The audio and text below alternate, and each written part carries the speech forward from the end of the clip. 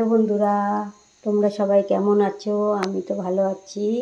এখন আমি বানাচ্ছি এই যে শিমলা মির্চার তরকারি।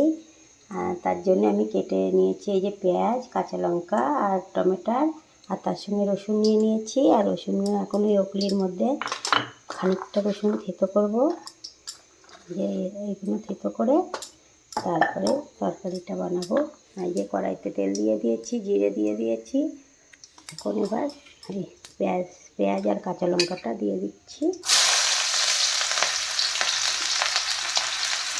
পেঁয়াজটা ভালো করে লাল লাল হয়ে গেলে তারপর টমেটোটা দিয়ে দিব।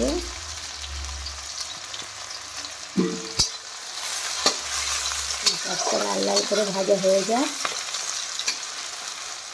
তারপর টমেটোটা দিয়ে পেঁয়াজটা লাল লাল করে ভাজা হয়ে গিয়েছে। এখন দিয়ে দেবো এই যে টমেটোটা। টমেটোটা এখন লাল লাল করে ভেজে নিই। এই যে পেঁয়াজটা টমেটোটা লাল লাল হয়ে গিয়েছে। এখন আমি দিয়ে দেবো এই যে রসুনটা থেতো করে নিয়েছি এর মধ্যে। এই যে এটা এখন দিয়ে দেবো চামচ দিয়ে। এরকমভাবে রসুনটা দিয়ে দিচ্ছি, দিয়ে দিলাম রসুনটা। এখন এর মধ্যে একটু জল দেবো, জল দিয়ে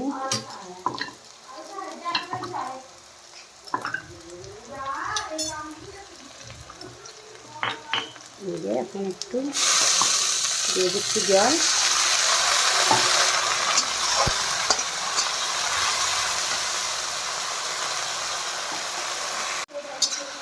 এখন এই জলটা দিয়ে দিলাম অল্প করে। এখন এর উপর দিয়ে দেবো এই যে মশলাগুলো, লবণ দিয়ে দিলাম অল্প করে 1 চামচ মতো, হলদি দিয়ে দিলাম 1 চামচ মতো,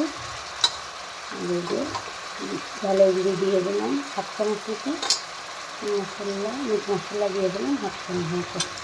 এগুলো দিয়ে এখন আমি ভালো করে এটা মশলাটা কষিয়ে নেব। ভালো করে কষিয়ে এই যে দেখুন মশলাটা কষা হয়ে গিয়েছে।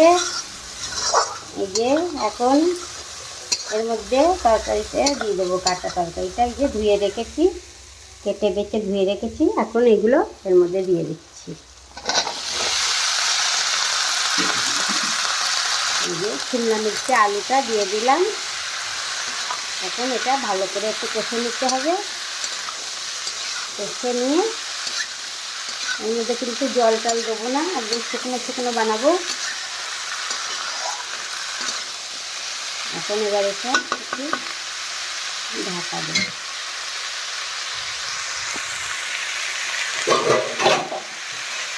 এখন এটা একটু ঢেকে দিলাম। এখন এই যে থালাটা তুলে দেখি,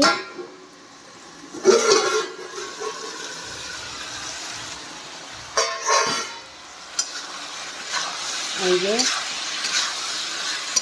অল্প অল্প একটু নরম হয়েছে, আরও একটু বানাতে হবে।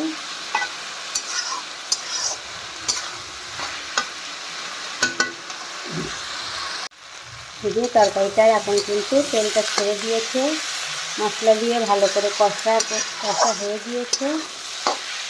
এখন সামান্য এই যে চিনি দিয়ে দেবো, শিমলা মির্চটা তো চিনি দিলে একটু হালকা হালকা টেস্টি লাগবে, চিনি সবজিটা ভালো লাগবে। এরকমভাবে এই যে আরেকটু বানাই। এই যে সবজিটা দেখুন কত সুন্দর হয়েছে, তেল তেল একদম, কত সুন্দর তেল তেল হয়েছে। এরকমভাবে আপনারাও একবার শিমলা মির্চের সবজি বাড়িতে বানিয়ে দেখবেন কেমন হয়। আমি তো এরকমভাবে বানাই শুকনো শুকনো করে। আর আমার ভিডিওটা ভালো লাগলে একটা লাইক কমেন্ট শেয়ার করে দেবেন।